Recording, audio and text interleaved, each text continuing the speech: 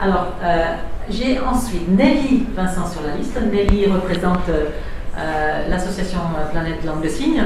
C'est extrêmement, non seulement efficace, mais joli, parce que franchement, c'est très artistique quand on les voit faire la langue de signes.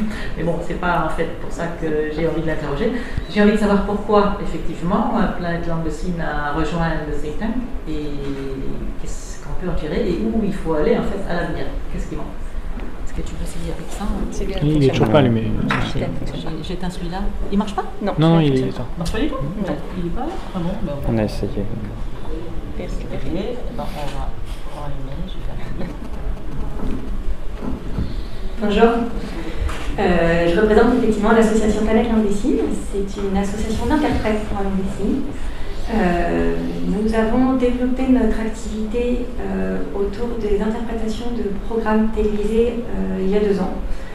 Nous nous sommes rendus compte, après nos différentes expériences de traduction de journal télévisé, que seul le journal télévisé était traduit et que c'était nettement insuffisant. Au cours de nos différentes interventions quotidiennes, on s'est vraiment rendu compte que l'accessibilité était quasi nulle, 0,001% de programmes télévisés traduits en langue des signes. Donc on peut même dire nul à ce niveau-là, à ce pourcentage-là. Et que donc on avait assez envie de développer ce secteur. Nous étions 4 interprètes en langue des signes, un peu démunis et isolés en fait finalement. On avait bien l'expérience de la traduction de journal télévisé, mais le think tank est arrivé vraiment à point. C'est au moment où notre réflexion vraiment émergeait et on avait envie de passer à l'action. Il se trouve que nous nous sommes inscrits parce que les acteurs étaient intéressants et parce que ça nous permettait de rencontrer beaucoup de monde dans l'accessibilité, et pas seulement l'accessibilité pour les sourds. Ça nous a permis de rencontrer du monde aussi dans ce qui est la nouvelle technologie, tout ce qui était vraiment difficile pour nous d'accès. Nos réseaux en matière de surdité, de langue des signes, d'interprétation sont vraiment déments, mais alors par contre pour nouvelles technologies et pour tout ce qui était tout le reste était vraiment difficile pour nous. Donc c'était vraiment l'occasion de rencontrer du monde, et surtout c'était très intéressant de se rendre compte que d'autres acteurs avaient les mêmes idées, allaient dans le même sens, alors que ce soit pour d'autres handicaps ou pour celui-là aussi, pour le sous-titrage ou les personnes âgées ou la malvoyance, non-voyance. Et on s'est rendu compte qu'en fait on allait tous dans le même sens et qu'on cherchait tous des modèles économiques aussi qui fonctionnent.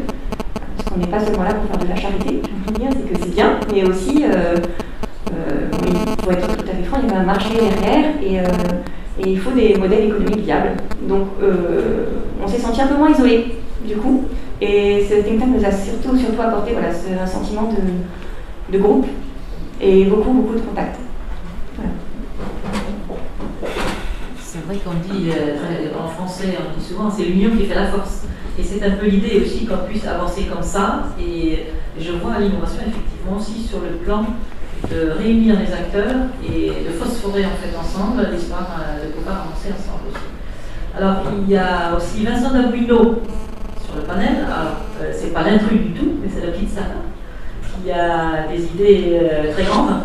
Et donc, à Vincent, vous raconter un peu comment il a rejoint le think tank. Essayez. Je peux faire Bonjour, Vincent Dabouino.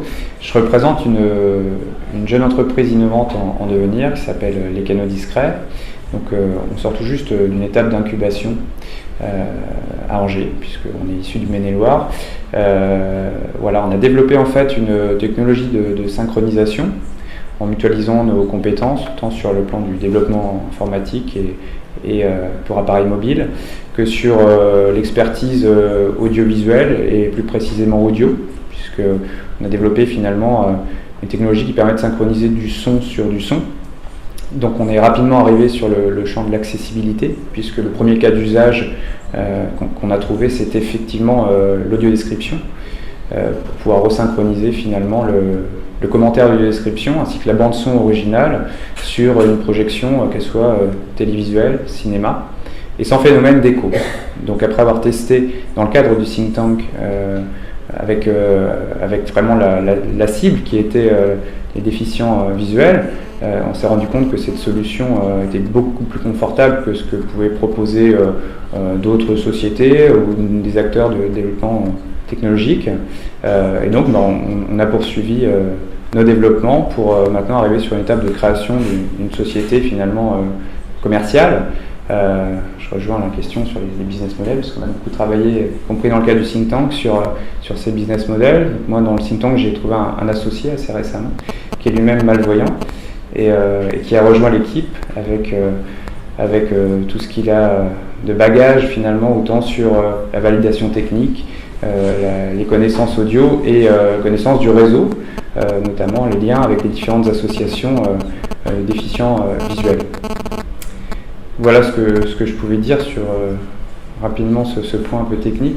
Au-delà de ça, l'idée du think tank, pour nous, ça a été finalement de rompre un peu l'isolement de l'entrepreneur individuel et de se retrouver finalement dans un petit focus group comme ça où on peut échanger et travailler ici le réseau pour avancer plus rapidement possible sur des solutions qui soient viables